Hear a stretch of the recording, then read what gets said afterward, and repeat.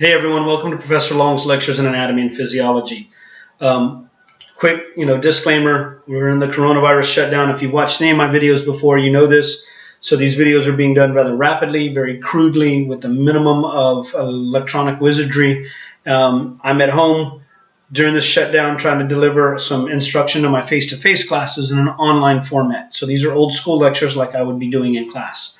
I'm trying to break them up into smaller chunks because it's very hard to watch long videos. Occasionally they get up to about 30 or 40 minutes. I apologize. I'm trying to keep them about 15 to 25 minutes, but it's very hard to do. And I also have kids and dogs in the background, so if you hear beeps and noises and barking, I'm sorry, but I have no options other than do this the way that I'm doing it. So this video is number 5 in the series of my nervous system videos for my Biology 2401 class. This video is intended for students in my Human Anatomy and Physiology 1 or 2401 class. It's Nervous System Lecture 5. We've covered the outline of the nervous system, how the nervous system functions, from afferent to efferent, CNS, PNS, and all the subdivisions.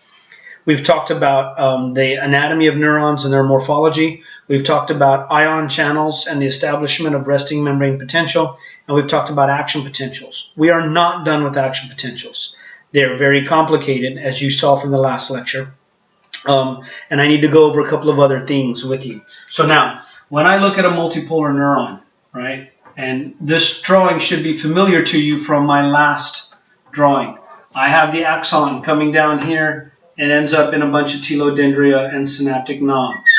As you guys know, there's synaptic vesicles, thousands of them, microscopic vesicles, but they exist, filled with chemicals called neurotransmitters. So I'll put a whole bunch of little neurotransmitter in here. Now, as you guys learned, the action potential will travel down the axon, stimulate some voltage-gated calcium channels, which would be sitting here in the cell membrane. And there are thousands of these per micron, but I'm only drawing one. When the action potential arrives, the calcium channels open. The concentration of calcium is much higher outside the cell than inside.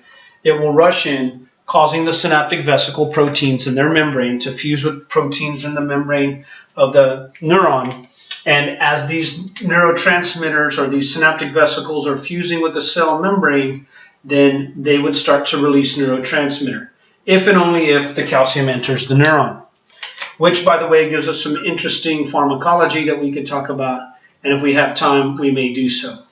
As that neurotransmitter enters the synaptic cleft, it'll travel through the synaptic cleft or across it and onto the next neuron, which will have receptors for these neurotransmitters.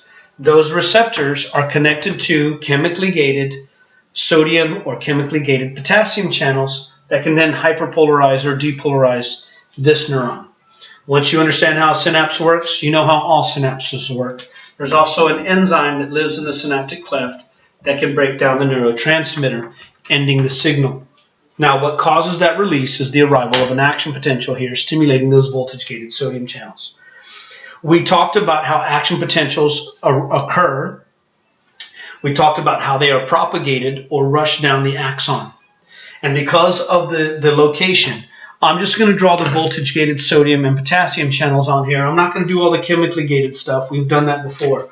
But because starting at the axon hillock, I have an abundance of these voltage-gated sodium channels distributed at a certain distance down the cell membrane, they run all the way down the axon, which is why once we start the action potential in one patch of membrane, we can't stop it. Once it starts, the next channel gets stimulated, then the next one, and then the next one. We call that action potential propagation. And we have our voltage-gated potassium channels mixed in here, allowing for repolarization and all that good stuff. Okay? You should have a pretty strong understanding of how action potentials occur in the neuron. We're going to look at several concepts that are in the notes. I've essentially covered, if you're in my class, we've covered everything from about page 65, 66. We skipped page 67 to some degree. We did everything on page 68. There's the steps of the action potential. And we're going to talk about a bunch of stuff that's on page 69. So essentially, we're going to do page 67 and page 69, possibly page 70 if I can get that far. I'd like to finish these lectures in this one. So now, as you guys know, there are neurotransmitters being released by other neurons on the soma and on the dendrites and at the axon hillock. So let's say that every one of these neurons that I've used black for here is going to be excitatory. And I have them everywhere. I have all these neurons synapsing, releasing neurotransmitter onto this neuron, and they're all going to be excitatory. They're all going to cause this cell to depolarize. I also have some inhibitory neurons synapsing, and their neurotransmitter might inhibit the cell from firing. How does the neuron know when to fire the action potential? How does sort of a thinking at the neuronal level occur?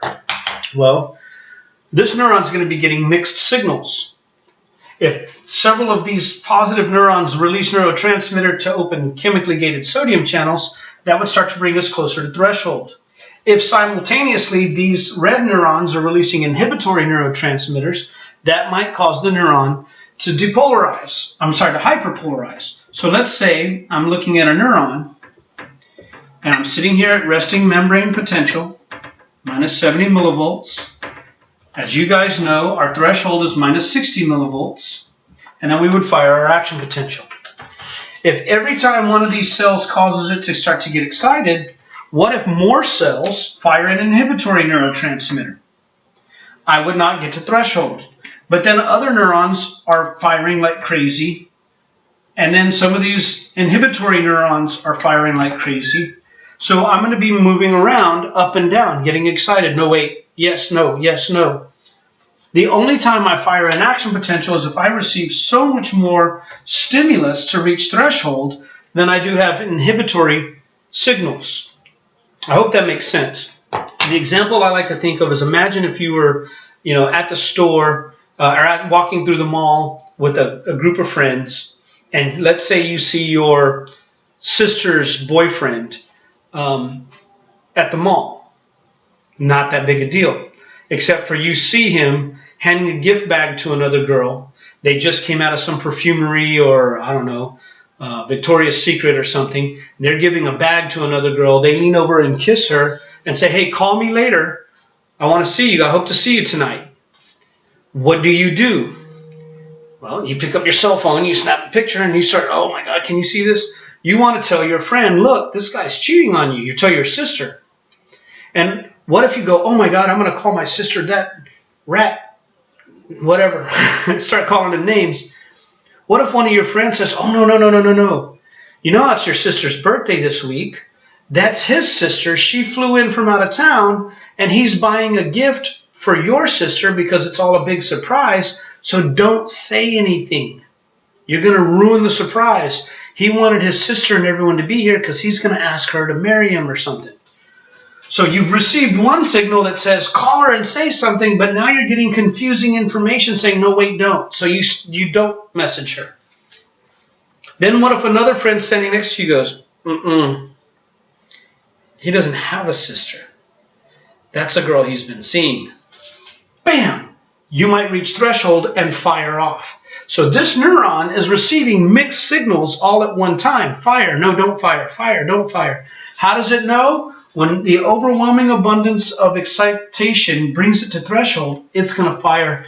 And once we start the action potential at the axon hillock, we call this summation, adding all this up, like the sum, 2 plus 2, the sum of 2 plus 2 is 4. When we add everything up, if at the axon hillock we're enough to reach threshold, and I open the first voltage-gated sodium channel, there's no stopping the action potential.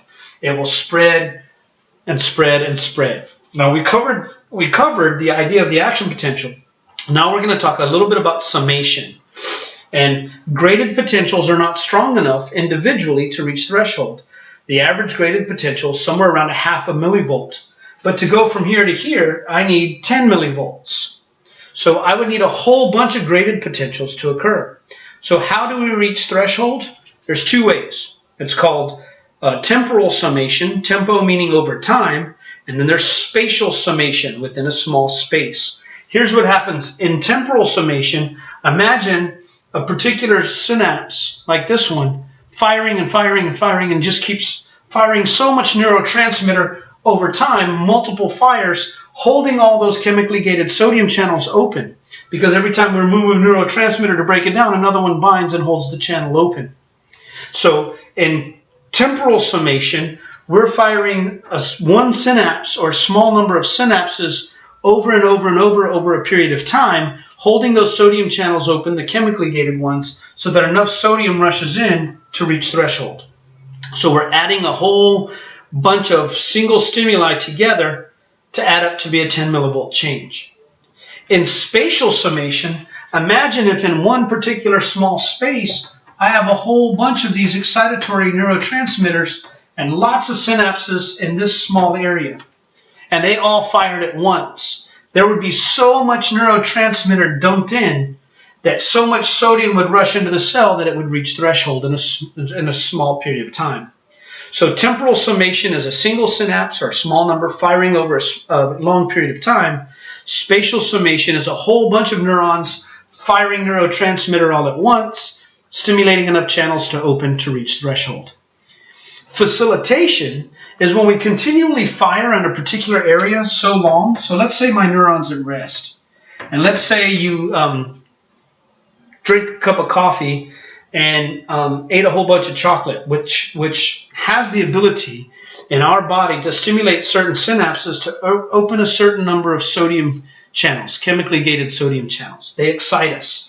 So let's say that I stimulate it. I have just enough in my body that it doesn't reach threshold, but it holds enough sodium channels open that it raises my resting membrane potential so that I no longer need a 10 millivolt change. I only need 5 millivolts, for example. Now, under normal conditions, a 5 millivolt stimulus at a synapse is not going to cause me to reach threshold. But now, because I've taken some kind of chemical that's gotten me closer to threshold, smaller stimuli will cause me to fire off. That's why people who drink energy drinks and lots of coffee and take all these, stimulants, 5-hour energy and all these Bang and all this stuff, they're wired and jumpy. People who smoke a lot of cigarettes or dip a lot of snuff and take all these CNS stimulants, they're actually facilitating their neurons. To facilitate means to help. They're helping them get closer to threshold. Now, small stimuli cause them to fire off like crazy. Very irritable or jumpy people. People who abuse certain drugs that way are that way as well. So anyway, we've covered everything that's on page 67. We've already done page 68 in the last lecture. Page 69 is going to talk about action potential, propagation, and velocity. Okay, you guys can fill in the table. If you're in my class, there's a table that wants you to compare and contrast graded potentials. I did a little bit of that in the last lecture. Like graded potentials can vary in size. Action potentials are always the same magnitude or amplitude. Graded potentials can be excitatory, inhibitory. Action potentials require you to always depolarize to threshold, and a bunch of other things. Graded potentials are local events. Action potentials spread all the way down the axon. Now, you can look all that information up, fill in that table. For action potential and propagation, to propel, to propagate means to travel down, right? Or to force something to move. So in action potential propagation, there's two types of ways that the action potential will spread down the axon. One is called continuous conduction, okay? And what we call continuous conduction, this occurs in what we call unmyelinated axons. And if you studied the lab videos so far and done lab, and you know the difference between a myelinated axon and an unmyelinated axon, this will make sense to you. If not, I'm going to explain. In an unmyelinated axon, you don't know what myelin is yet, just hold on a second. In an axon like this, what happens is I have to stimulate this patch of membrane. That patch of membrane will fire an action potential. And all those ions will travel down to the next patch of membrane and then stimulate it, and then the next one, and then the next one. And by the time I'm down here, by the way, that's a reset. But I cannot skip any patch of membrane. The voltage has to roll and open the next voltage-gated channel, and then the next one. So we call that continuous conduction. And in continuous conduction, basically what we're saying is that every patch of membrane has to be stimulated to fire an action potential. without skipping any patches of membrane. So I think of it this way. If you were walking across a tile floor, but I told you you had to step on every single tile, then you can walk across the floor without skipping any. Okay, that's continuous conduction. We have to depolarize each consecutive patch of membrane without skipping any until we get to the end. Now, that would be in an unmyelinated axon. So what's myelin? Myelin is a fatty substance that also has this white appearance. So we find it where there's white matter in the nervous system. And it's found in some certain cells called glial cells. I mentioned these at the very beginning of the nervous system lectures. But there's a type of cell in the nervous system called neuroglia, or some people say neuroglia, or we just shorten it to glia. Glia means glue, and these are the cells that kind of glue the nervous system together, help the CNS or the neurons. And then they're found in the PNS, some of them. There's different types of glial cells in the CNS and in the PNS, and we'll get to those in a moment. One of the ones we talked about in lab is a glial cell called a Schwann cell. A Schwann cell is filled with myelin. And Schwann cells can wrap around axons the way a paper towel wraps around a paper towel holder or roll. They can wrap themselves around and become very thick. And if I wrapped a Schwann cell around this part of the membrane very tightly, then this patch of membrane would essentially be covered with a Schwann cell. And any ions out here, like sodium or potassium, would not have access to the outside world. It would almost be like if I wrapped a piece of saran wrap around your arm very tightly and I poured water on your arm, the only parts that the water would have access to are the exposed parts. So this Schwann cell is going to myelinate the axon. It wraps this fatty substance. It's filled with a fat called myelin, and it wraps around the axon a bunch of times. Schwann cells only cover a certain distance on an axon. It turns out that there's a small gap between this and the next Schwann cell, but then the next Schwann cell will extend the same distance and cover the axon here. And then I have a small gap and another Schwann cell, and a small gap and another Schwann cell. And they will myelinate. They'll put this myelin and wrap the axon with this myelin sheath. Now the whole collection of fatty substance all the way down, all of the Schwann cells down, is referred to as a myelin sheath. A sheath is a soft structure that would cover like the long blade of a sword. If I put a sword on my hip and the sword holder, the sheath, the thing that I stick it in is long and hard like wood or metal, and we call that a scabbard. But if it's a soft material like a leather holder, then when I slide the sword in, that puts a sheath over the length of the sword. Well, since the myelin ran the entire length of the axon, they called it a myelin sheath. A little bit later on, this guy named Schwann came in with a better microscope and said, that's not just a big tube of fat. Those are cells filled with that fat called myelin that are running down the axon, wrapping around it. So they call them Schwann cells after his discovery. So the myelin sheath is all the myelination of the entire axon. It is accomplished by individual cells called Schwann cells. Another guy decided, well, there's these little gaps between the Schwann cells called a node of Ranvier, or I should put nodes since I have multiple ones. Nodes of Ranvier. This guy's name was Ranvier. They named him after him. And they are exposed patches of membranes in between Schwann cells, little tiny gaps between the Schwann cells. So I'm going to erase all of this. We covered some of that in lab. Now, in myelinated axons, we have a stuff that's called saltatory conduction. This comes from the Latin word salte, which means to jump. So saltatory conduction is a type of action potential conduction in which the action potential jumps from node of Ranvier to node of Ranvier. And it actually jumps inside the cell. And here's how it works. If I have a patch of membrane, I'm going to magnify this little area right here. And I have all these voltage-gated sodium channels in here and voltage-gated potassium channels. Thousands of them in every micron of membrane. And they're all sitting here interspersed like this. And then I have my first Schwann cell wrapped around the cell membrane multiple times so tightly that no ions can access it. And then I have a little piece of membrane exposed here at a node of Ranvier. And I have all these voltage-gated sodium and potassium channels squeezed in here, interspersed with each other. And then I have another Schwann cell wrapped around.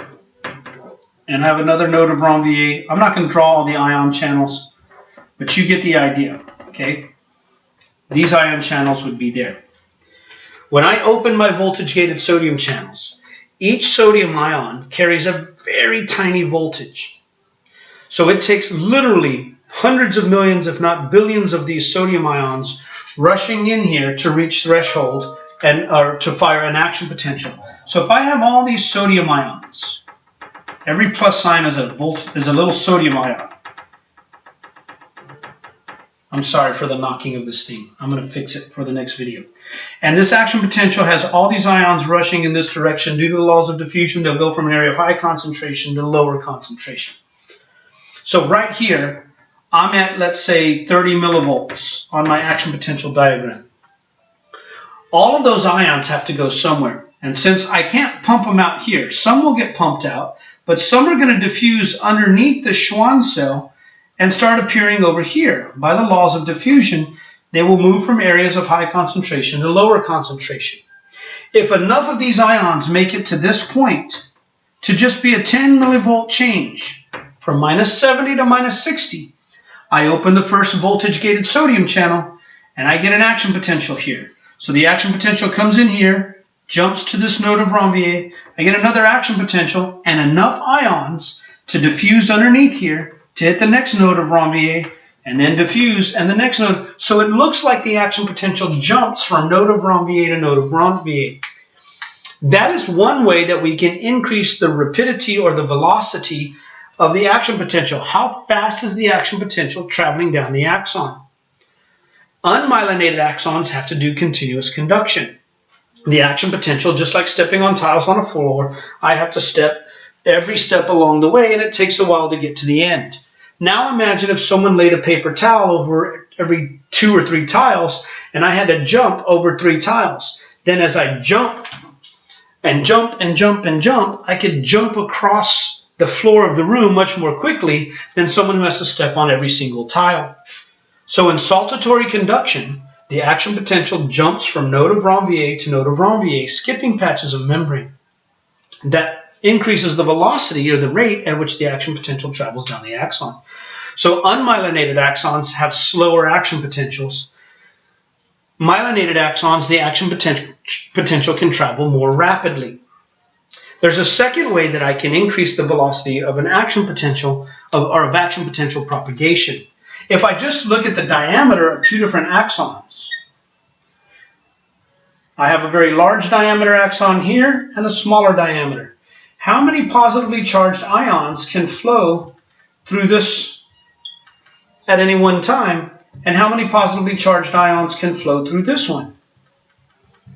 The larger the diameter, the larger the voltage can travel down, so it travels much more rapidly. Some neurons, like pain fibers, you put your hand on a hot stove and pull it away, you want the fastest action potentials possible. So the most rapid or highest velocity action potential propagation that can occurs in large diameter axons that are myelinated, and we get very rapid action potentials. So you need to know that there are 2 ways to increase the velocity of an action potential. One is axon diameter, the other is myelination. Okay?